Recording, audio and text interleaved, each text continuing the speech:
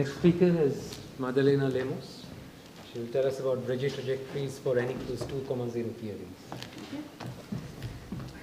Thanks for the invitation, and thanks very much for the organizers for bringing us all together. It's very nice to finally meet the UK community in person. So I'll be telling you about a little bit about our thoughts on the structure of the spectrum of operators in 6D 2,0 series. And this was based on a paper from last year with Baltan-Rez and Shang Zhao.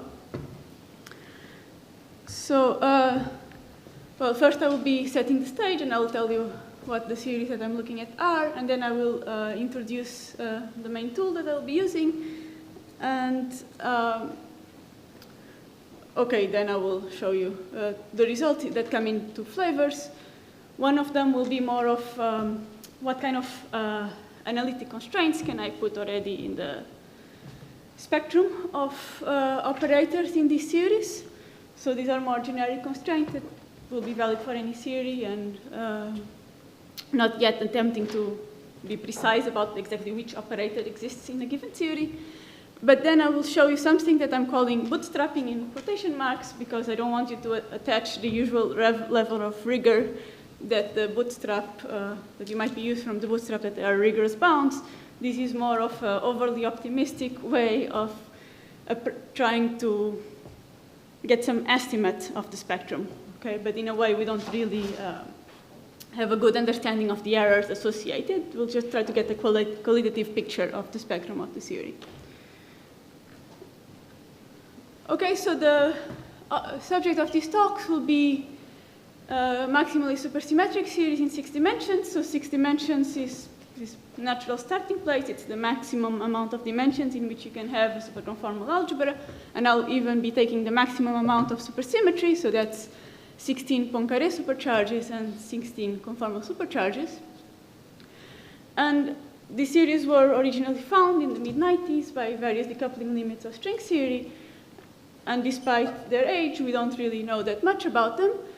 But that won't really matter here. I won't be needing any of these constructions, any of the microscopic descriptions you might want to use to describe this series. So I can just tell you that we believe that these series admit an ADE classification, so they're labeled by a simple and simply laced Lie algebra. And they are kind of isolated in the sense that these are interacting fixed points in 6 dimensions. But they're really isolated fixed points. There are no SUSY preserving relevant or marginal deformations.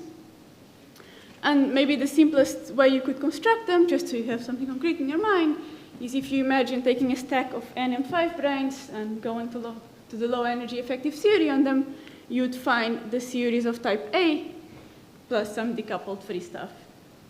Okay, but I won't be relying on this type of constructions. My approach will just be, okay, these series exist. They're extremely supersymmetric, so this should be good for us. And we would like to know more about them for a variety of reasons. We all have our motivations. And I will just define this as, okay, there are some series that have a consistent set of operators, and I want to know what I could find out about this set of local operators, so I'll be restricting in this talk just to local operators. And when I'm saying consistent, I mean that, well, first I'm looking for unitary series. And then I will be imposing crosses symmetry, which I will explain more in a minute. But this is essentially the statement that there is an operator product algebra that is associative. Okay, and all I want to know then is this long list of operators and all their correlation functions, which are my observables. And then there are different approaches. I'm just highlighting a few to trying to get information about these things. So there is some protected spectrum, stuff that would be counted like in the index that Samir nicely told us about yesterday. And this protected spectrum obeys some rigid structure. There's some chiral algebra story that I'm citing the reference there. You could try to do just a plain numerical bootstrap that will give you nice rigorous bounds. I will be showing the bounds, but that won't be the subject of the talk. Or what I'll be talking about is using something that could be broadly called more like light cone bootstrap, or using the inversion formula. So there are no citations here because these will follow. This is what I'm going to be focusing on. And finally, Costis will tell us later today, I believe, how to also learn about this series using machine learning. Okay, are there any questions before I proceed? Please stop me at any time if anything arises. So in this spirit, I want to just look at all operators. I should pick one to start with. And the natural one that I will always be interested in is the stress tensor. If I have a local series, I don't need to know much about it. I don't need to know anything about the series. If it's local, I assume that there is a stress tensor. So this guy is there. Let me just study what it is and all its correlation functions. Okay, and supersymmetry, as usually, is very nice because then I don't actually need to study an annoying spin 2 guy, because it turns out to be related by supercharges to a scalar operator. So the super primary of the stress tensor is actually a scalar that has, dimension 4. It's a scalar, but it transforms in some non-trivial representation of the R-symmetry group of the 6D superconformal algebra, which is SO5R. So I just have some group theory to deal with. But then if you act with sufficient supercharges, you'll get the stress tensor. And what I'll be studying is the 4-point function, the correlation function of 4 of these scalar guys. And for free, I would know everything. If I work hard enough, I will know everything about the stress tensor correlation functions. So it was shown in this work that because these are basically half PPS operators, I can reconstruct all of the correlation functions involving superdescendants of these scalar guys from just knowing this. So if I were to know this, I would know everything about the 4-point function of the stress tensor. So this is a much simpler object that I'll be studying, and all I need to care about now is they transform in this 14 of SO5R. So in a way, you could think that there are various correlation functions for the different tensor structures I can write down. So for the different representations that appear in the tensor product between two 14s. So there are, in the end, 6 correlation functions that I will be studying that are just the different tensor structures. Okay. So now, what will I be using? Well, in a conformal field theory, we have an operator product expansion that has a finite radius of convergence. So that's why we like them. So this means that I can replace the product of two local operators by an infinite sum over all the other operators in the theory. So when I'm telling you I'm studying the local operators, I'm actually only studying the local operators that appear in this OP. I'm starting now to restrict myself to smaller and smaller questions. So the goal here would be to study operators that appear in the OP between these two dimension 4 scalars. And these operators will be labeled, well, by their conformal dimension, their spin, but also the R-symmetry representation they transform in. And then consistency condition is that because the OP is convergent and I can use it to compute any correlation function, it shouldn't matter the order in which I decide to do so. So the crossing symmetry equation is simply the statement that the operator product algebra is associative and I should be able to do the OP in either way. Okay? So, as you might know, this constraints is actually very hard to solve. These are functional equations. They depend on 4 points. You can use conformal symmetry to see that they don't depend only on the whole 4 points. They only depend on these two conformally invariant cross ratios. But still, they're functional equations of two variables that are extremely hard to solve. And you might have heard many talks about an approach where, well, how do you make this problem finite? Well, you can make it finite by just Taylor expanding around some point in this cross ratio space, in this Z and Z bar, where both OPs on the left and on the right converge very fast. And this is what people do in the numerical bootstrap.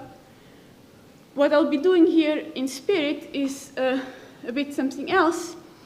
It's studying instead a configuration where I take two of the operators to become light-like separated. Okay? And when I do this, these two, I was showing you infinite sums here in these OPs, but now one of the infinite sums is dominated by operators of flow twist, where twist is the dimension minus the spin. So now I have some hierarchy, and this side is under control. And in the other side, the crossing equation will tell you about operators with large spin. Okay, so this is another sort of tractable limit. I won't be doing it directly in this way of taking the crossing equation and taking the limit. I will introduce this so-called inversion formula of Simon-Caron-Wall, but in a way, this is built into that, although it will do a bit more. By dominated, you mean that what you are missing, how can it be calculated? So I will take this limit when x2 approaches x3. You see that the cross ratio goes to 0, so it will be suppressed by higher powers of the cross ratios. So I can take this limit of z bar to 0, and there will be powers of z bar weighted by... Okay, so you could compute those. And I could try to compute those. Now you should ask what are the lowest twists in the theory. Twist 0 is the identity, that's always there. Then there's the stress tensor, which in dimension d has twist d minus 2. And then there's a bunch of operators I know nothing about, but just knowing these two will give me some mileage. Okay? And in a way, this is part of what I'll be showing you in a minute. Any other questions?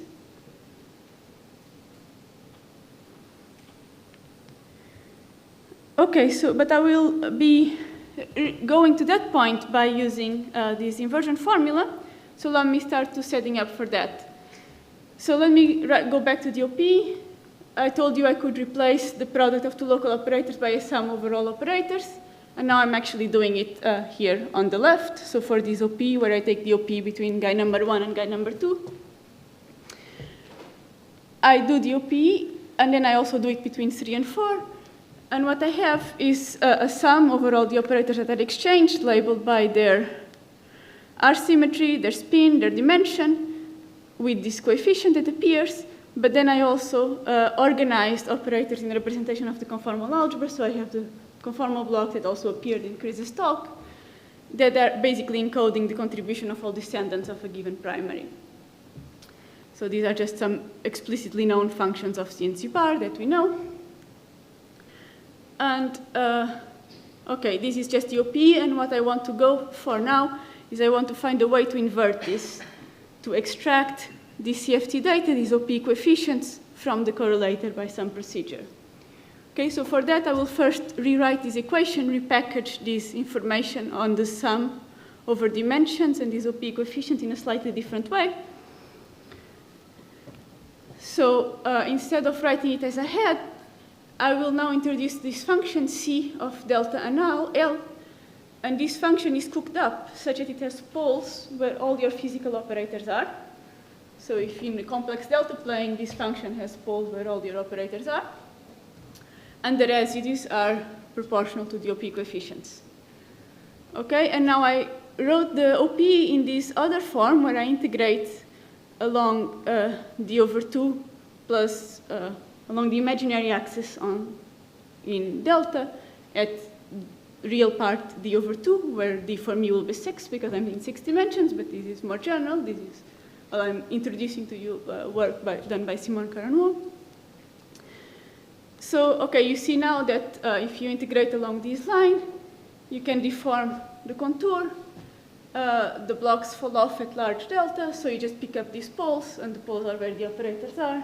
So you just get the sum over conformal blocks that I had in the previous slide. But now I encode it in this way because I will want to use orthogonality of these guys to extract this function, C delta L. So is there a simple reason why there is a d over 2 shift in the contour? This is where I will be able to use orthogonality. This is where we went to this. Okay, and there are some subtleties that I'm happy to discuss later. There are some non-normalizable contributions that have to be removed and so on, but morally all we're doing is that we're expanding in something that's orthonormal in a way, and we can integrate against.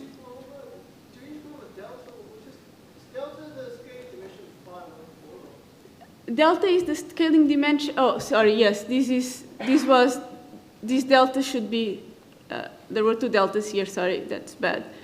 This delta is the dimension of this guy, which is actually just 4. And this delta is simply the one that was appearing in the OP. Well, I had the sum over all operators in the theory, and now I traded this sum by an integral in the complex delta plane.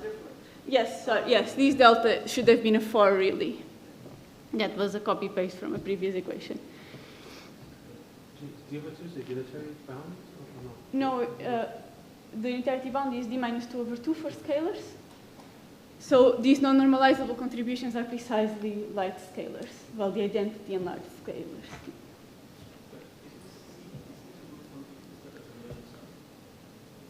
Sorry? Is this a good function? Is that a convergent sum? This will be a very nice function, yes. This is the function we'll be defining through this integral. It's well defined. The sum is convergent. Yeah, it will be some. If I can compute it for you is a different question, but yes, yeah. A priori, it's a convergent sum. Yes. And okay, so we'll now be extracting this. Yeah, I will be extracting this where integral. So now I'll be using orthogonality at this. I'm integrating over the imaginary dimension where the real part is the half, and this is where things are. The integrals are nicely convergent, and where I will be defining things. So if you stay on the, it's called the principal series. This is where things are nicely defined. Okay. So there are two things here. One is that delta has to be in this principal series along this line for what I'm using next. And the other one is that this is a sum over integer spins. So you should think of various, this C of L, I wrote L there, but this is over the integers. Just to get the logic straight, so you started with the previous slide, and then you rewrote the formula, which is the sum over all dimensions in terms of this integral where you rotate. Yes, exactly. So I'm just repackaging the information I had in the previous slide, where I recovered the sum simply by deforming the contour and picking up the residues. Put it back, then you go back. And I go back to the previous picture, yes. But now I can use orthogonality to extract orthogonality of the blocks on the principal series to extract these coefficients, which is the next step. Although you used it in the original fields, the outcomes from like they were in the principal series, it was real delta. Yes, indeed. So all the poles will be on the real delta axis. So now you have an assumption that there's no other singularity. Yeah, this is how I'm constructing this function, yes. Yeah. In principle, there could be another, or in principle, there may be other singularities. Not in the. This is the function I will be constructing for these purposes. Yeah. You will use this to go from the previous slide was what you got when you did the processing. And then you wanted to rotate it with to be like this. Then with additional singularity, there will be additional terms. Yes, but I'm constructing a function that has no additional singularities. And maybe original the answer is unique. And maybe this is one answer, so you will find something which is consistent with that assumption. Yes, yeah, exactly. So I will explicitly construct one such function. But maybe other ones. Do you have a uniqueness? It used to be neuromatic. We don't know. Yeah, the function, I will be constructing some explicit expression for C delta and L, so this will be unique in this. This is the function I'm constructing. Well, And you provide with some assumptions like normophysics. Yeah, some diode. Some diode. Yeah, there are some. Just some integral transform, and you could write the inverse transform using the element properties of this. It's like Fourier transform. Well, I have to exist this operation. It's not this operation, it's not exist in general. It's a function. This is harmonic analysis. It's just saying that transforms to be. And forget this one doesn't exist for all functions. Yeah. The inverse transform converges. Yeah, so there are some assumptions here that rely precisely on the properties of CFT correlators and on extracting these non-normalizable contributions, and then everything goes. Yeah, so this is all, I mean, this relies, for example, on the fact that the 4-point function is single-valued in Euclidean, and so there are more assumptions that I'm not dragging you through on that will go in this derivation.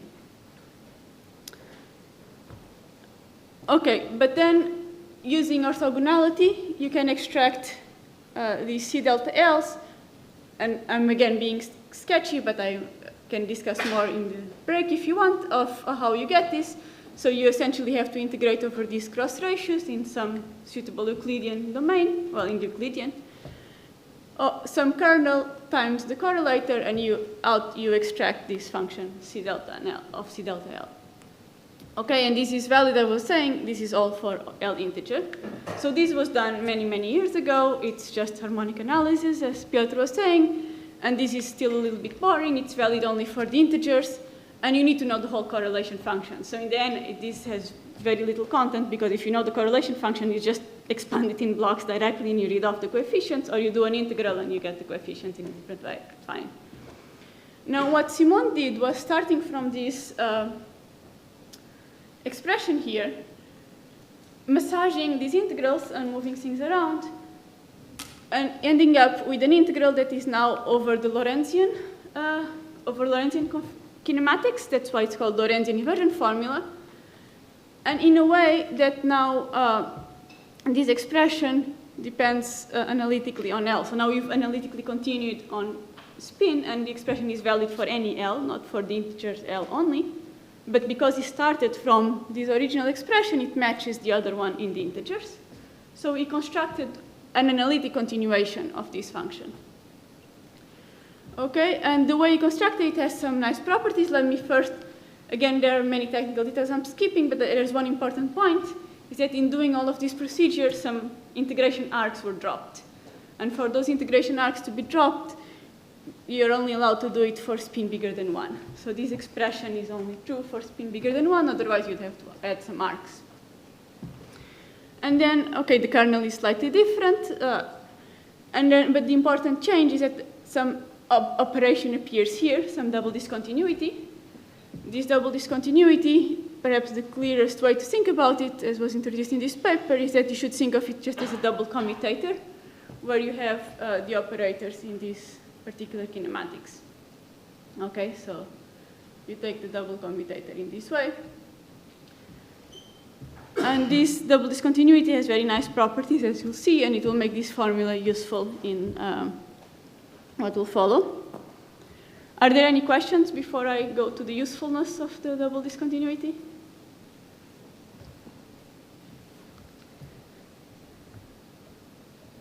Okay, so recall that what I was doing here when I wrote this original slide was I wrote down really the S-channel OP, or the OP between guy number 1 and number 2.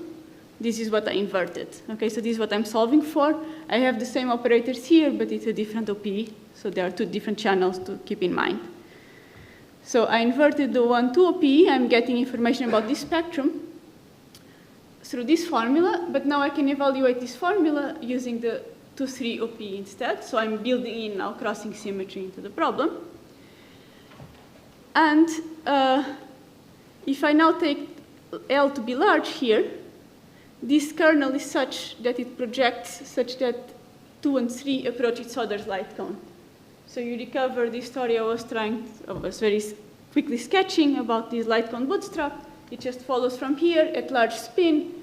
The dominant contributions to this integral, because of the way the kernel is when these two operators approach each other's light cones. So you start to see what will be Regge trajectories, what we're calling Regge trajectories, which are at large spin. We know where they asymptote to, following from the fact that in this OP2-3, in the light cone limit, the dominant contributions, we know what they are. It's the identity and the stress tensor. Okay, now, but what we see, what Carmo showed, is that the CFT data, starting at spin 1, then organizes itself in these nice trajectories that we can try to extract if we know the correlation function, or rather if we know the double discontinuity of the correlation function. And this is what's important. Double discontinuity is somehow easier to get than the correlation function, so we know it's easier to get information about it. Okay, and then there are some side comments that I'll just make in passing. You can also think about continuing not just the CFT data, but the operators themselves, and then you should talk to Piotr if you want to know more about that. And okay, there's also a way to try to think about this fact that there's this rigidity in spin that operators are in trajectories by thinking about the fact that the correlator has to be bounded in Regge.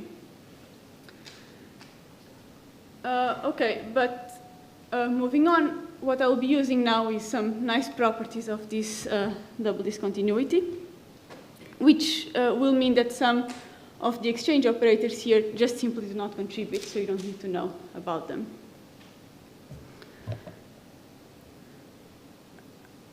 Okay, are there any questions before I add supersymmetry?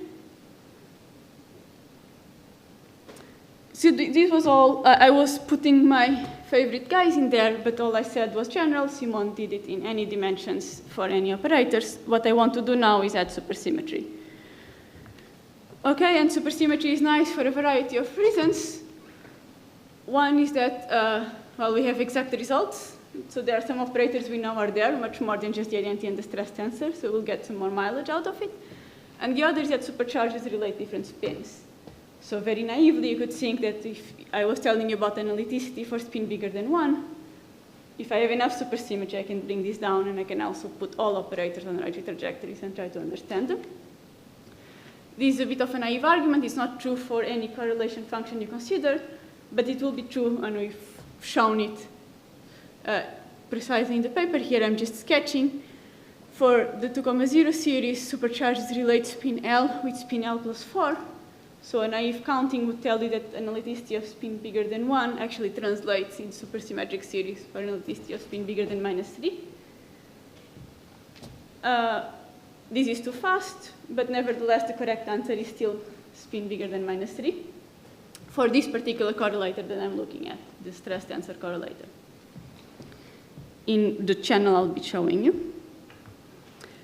So now we'll try to use these. Well, there will be a nice interplay between these Regge trajectories, this continuation of the CFT data in spin, and the fact that supersymmetry means that different operators are related by supercharges. So there will be some intricate relations between the Regge trajectories of protected and unprotected operators. And it will also allow us to set up some iterative procedure to bootstrap the spectrum in this approximate sense that I will tell you more about in a minute. So now I'll go on really to the 6D theory. And okay, once again, I write the OP. Another nice feature of supersymmetry is that you would be told, you'd find that of all these R-symmetry channels, so there are 6 representations when you take the tensor product of the 14th. Of all of these, you only need to know the 55-dimensional channel, and you can reconstruct everything from it. So this is just supersymmetry shown in this paper. So what we did morally is that we wrote a SUSY inversion formula for this OP density, this function that I was been constructing only in this channel by adapting Simon's derivation. And then our claim is that the CFT data that contributes to this channel, and only to this channel, this is not true for the other channels, is analytic in spin for all spins starting at -3, or bigger than -3. So now let me try to sketch what this CFT data should look like, what we imagine it would look like. So this is such a sketch. So, okay, I'm plotting here the dimension minus the half, so d minus 3, and the spin. And then there are various trajectories. There are some protected operators that are half BPS, and they sit along some trajectory. They start at spin 0, 2, 4. So I only have even spins because I have identical operators in the correlator. So these dots are my protected operators, and the line is just a rather boring Regge trajectory because they're protected by supersymmetry, so their dimensions are just fixed. Then there are some other short operators, so their dimensions are again protected. I'm calling them unknowns because their OP coefficients are not protected and they are not known. Fortunately, we won't be needing to know them, but they are, you just need to know their dimensions. And then there are long operators, and about this we really know nothing about. So I'm sketching here a picture, but this sketch is just basically inspired by the numerics we've done. We have absolutely no understanding of where these operators should be. So I just sketched some picture, and there's spin 0, spin 2, spin 4. This is the leading long and sub-leading longs, etc. So all operators start at spin 0, and because we had the nullity down to spin -3, I can tell you that they all should sit on the same trajectory starting from spin 0. So far, the spin -3 didn't play any role. But now, once I have this, I told you I can fix all other R-symmetry channels just from this guy. So I know now I sketched the whole spectrum in this 55-dimensional channel. Now I use the supercharges to sketch the spectrum in all other channels and see if things are working consistently. So I'll just show you one other channel, which is the singlet channel. So for example, that leading long I was showing, there was a spin 0 long, and here it is. Well, someone related to it. This is actually the superconformal primary of that multiplet. It has spin 0 as well. And then there are a bunch of descendants that are obtained just by acting with supercharges. So you start from a spin 0 long, and you can get other spin 0s, but also spins, okay, this should have been there too, and spin 4. And you see that if I wanted these trajectories to go all the way down, in this case to spin bigger than 1, I would be a little bit in trouble here, because this descendant of a spin 0 long has spin 4. So it's some trajectory that starts up there at spin 4. Fortunately, there was a lonely guy here, which was a stress tensor with spin 2, and I just drew the line connecting them. And now they look pretty again. And now you're seeing that I could think of the stress tensor as the spin -2 version of a long multiplet. And then all my trajectories are nicely continued down to spin 0. Okay, so in the previous slide, it seemed I didn't need negative spin, but when I come here, I realize that something goes wrong if I don't continue the long trajectories to negative spin. And I'm just showing you one issue. There are various issues with different long multiplets, which will always force you to do something about negative spin. So now I can go back and correct my picture. And now this long trajectory that started at spin 0 is actually to start at spin -2 and intersect this short trajectory.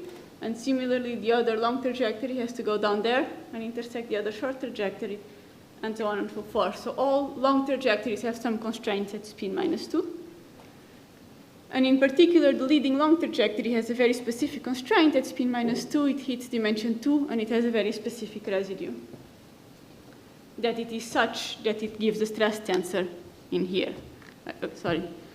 Because I know the stress tensor's OP coefficient, it's proportional to the central charge, where the central charge is just a 2-point function of the stress tensor. So these constraints are just, this guy is just pinned there. I don't know anything about this trajectory. It's just a long and protected trajectory, but I know it's pinned at this point if I could compute this function C delta L and see where the poles are. I know that the location of the pole has to hit there. And similar for the other longs.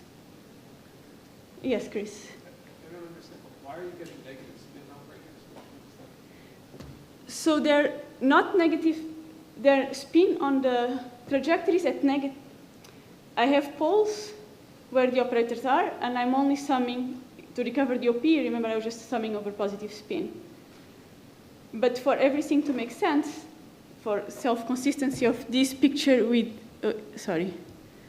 this picture that the spin was not negative, it means that the trajectories actually the poles have to continue to negative spin. And it's actually in a nice way that the residue here vanishes. So even if you were to extend the range of the sum to negative spin, you would never encounter these poles. So there are no negative spin operators. It's just that these trajectories, they are continued to negative spin in this channel, such that in this single channel act with the supercharges, and you will find that this guy actually gives the stress tensor, which is not at negative spin.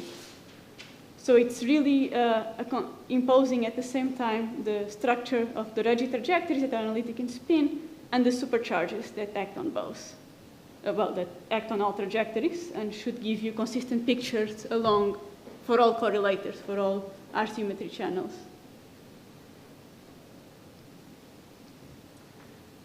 So if you really want the stress tensor, I told you I obtained this function for the channel 55. And for this function then to give something sensible, when I use the results of Dolan, Galdon, Takachev to get the singlet channel, it better be that the function has a pole, that these trajectories merge at that point, such that the residues cancel. So maybe you could have said that the problem was not that the long trajectory didn't continue, but that if you continue the short trajectory, you'd find a non-zero residue there. And this would get you in trouble, unless you bring the other one to meet it. Two ways of thinking of the same problem. This trajectory is completely protected, so we actually know its OP coefficient, and there are just some functions of the spin that I can evaluate at spin -2, and it will be +2/c. Does this answer your question? By trajectory, you mean this function C delta? By trajectory, I mean the location of the poles, so delta of L, which is what I'm trying to sketch here, delta as a function of L. That contribute to this function C delta L, in this case in the channel 55. Do you have two separate Regge trajectories that contribute to a single C delta? Yes, there are infinitely many Regge trajectories that contribute to it, because there are infinitely many primaries. Well, the trajectory are also infinite, but there are infinite many different asymptotic points, different twists at the end. So all of these guys, you know, these are like, these are double twists. And then you can think that the other ones are triple twists, multi-twist operators. So you could also try to figure out from the large spin story where they should asymptote to, and there are infinitely many trajectories. Can I try, Mandy? I'm also confused. Do you mean that if you use a formula for C delta that counts just in the protected shards, has all the right faults in the right position, but now goes to negative L, there would appear to be a non-zero residue. Yes. Therefore, you need to correct for that, and the correction comes from one of the long multiples. Also by intercept at the same point in such a way so that the total residue is zero. Yes, that's another way. Yes, I presented the issue in this way, but that's related. Yeah, exactly. I wouldn't have, maybe there's some words you can put around on why you would want zero residue here. I didn't want to put those words, so I went just to the other channel, and in the other channel, I see the problem in a different way. Because now if I look at these trajectories, they don't start, this one would start at spin 4.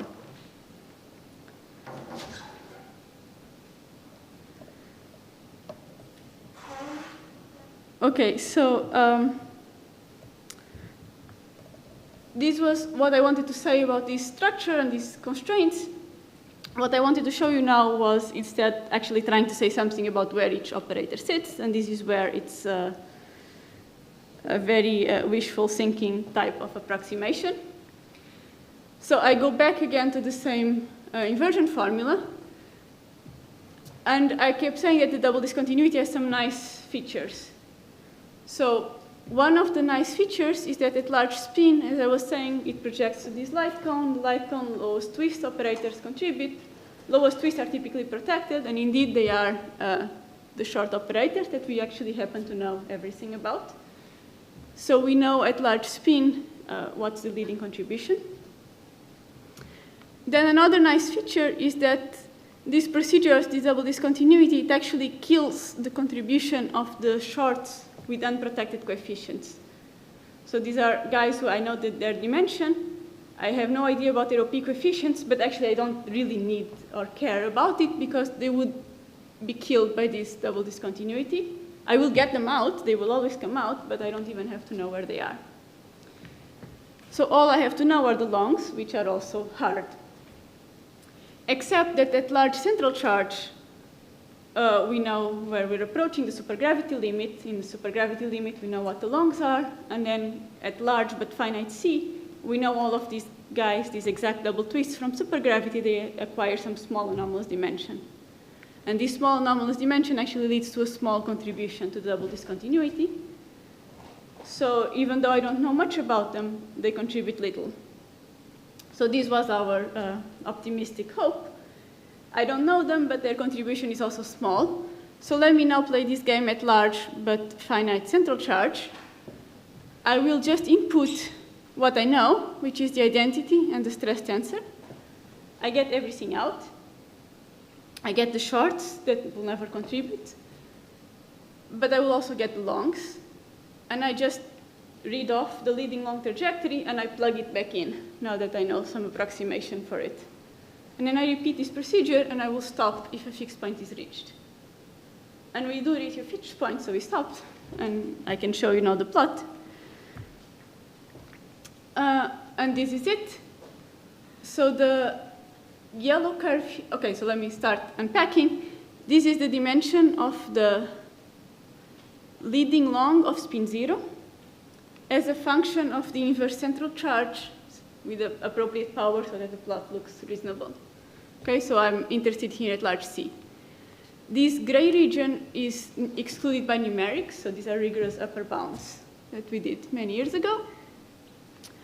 And now what I'm showing you here in yellow is just the first step of the iteration. I just inputted the shorts and I got something out. This is the something I would get out. But then we iterate and we stop, we hit this fixed point, and this is this red curve here. Okay, so at small central charge, it's clearly in the excluded region, but this would be too optimistic if we actually wanted it to work to low central charge anyway. But at large central charge, it kind of tracks the shape of the numerical bound, and it's consistent with, I'm showing you also here, the supergravity answer, the leading supergravity, and also perturbative in 1/c computations that were done using also inversion type arguments, but also, so there are two different flavors of the series. There's the AN sequence and the DN sequence, so these are the two choices. Okay, so this is our first attempt at bootstrapping the spectrum. I'm showing you here the operator dimension we can get for all different observables you might want. So let me just show you one more, which is these shorts that have fixed dimension, but we don't know their OP coefficient. Now we can bootstrap them. And again, the lower upper bound is the numerics, and our inversion tracks the numerics rather well. Which fixed point is it leading to, the AN or the DN? We don't know. One could think of maybe trying to input. So these are perturbative results, and at some point ambiguities kick in, so it's not like they don't have to go to higher orders in a 1/c expansion. You would not be able to extract the spin 0 data without being able to fix some ambiguities that appear. So this is what we have, but maybe one can start at large enough C that we trust either of the perturbative results and try to follow two fixed points instead of one. I guess this might be one of them or not. We don't really know. Okay, so let me conclude. Can I ask Yeah. about the figure? I still don't understand it. So the top right is excluded? Yes, this grayed out area is a rigorous upper bound. What are the sums, the thick line to the point? These are the numerical bounds were still being improved as you take more terms in this stellar expansion. So I'm showing you the best bound, but I kept the other ones not to make it look like it's a definite upper bound. It could still come down. This is just because these are, well, supergravity breaks down. It's not, so I shouldn't think of it, I shouldn't really look, I shouldn't really be plotting the supergravity answer as a function of C, but I did it anyway. And for the inversion, we're relying on the fact that the long operators don't contribute much, but this is only true at large but finite C. I don't have to be perturbative in 1/c, but I have to be at large enough C that what I'm ignoring. This is why I was telling you there's an error in this result that I don't know. And the error is how big the long anomalous dimensions are. I know the error is small if I go to large C. Oh, these are just some numbers of the central charge that you could have also read from there. Oh, I see. So because it's 1 over c, not, you know. Yeah, to make it easier to extract. And it was the same in the other three. It was exactly the same in here. Yeah, thank you for the question. Yes. Yes. Your bootstrap doesn't encode this AN or DN algebraic structure. No, the bootstrap sees everything. Any consistent, any crossing symmetric 4-point function, it will see it. So it even sees things like linear combinations of different solutions. That's, well, that's the virtue and the fault of this bootstrap. Could you input those constraints in any way? You could try inputting in the numerics, but the numerics are really rigorous, so I don't know how I would impose. I only know the answer perturbatively in 1 over c. So this would be a hard thing to impose at finite c, which where the bootstrap is. This inversion maybe would work because the inversion kind of corrects itself, right? If I input an approximate pattern that's not really correct, it might be able to correct it because I'm imposing, in the inversion way, I'm imposing crossing by repeating the procedure, by imposing that it's the same thing on both sides. And I guess like with n equals 4 angles, you might imagine there's a wide selection of gauge groups you could choose. And the exactly marginal coupling, yes. The operator spectrum might depend a little on that choice. This is one of the reasons we picked 6D because there's no marginal deformations. So if we stand a chance of finding a fixed point, it's in the 6D theory where for a given central charge there is one theory, period. But you say it still depends on AN versus DN. But A and N are integers, so they won't be coincidences. For one given central charge, well, not all central charges are allowed. The only series are allowed at discrete values of C. We still got a smooth curve, so maybe I'm not telling you I picked one of them or even, yeah. But this is some approximation. And at large C, the distinction between AN and DN goes away. In the supergravity limit, you don't see the difference. And the 2m5 on the vertical, that's the central charge you will have for two coincident pi fractions? Yes, this is the smallest possible interacting theory. So all of these imposes interactingness. And yeah, this is why the plot starts here.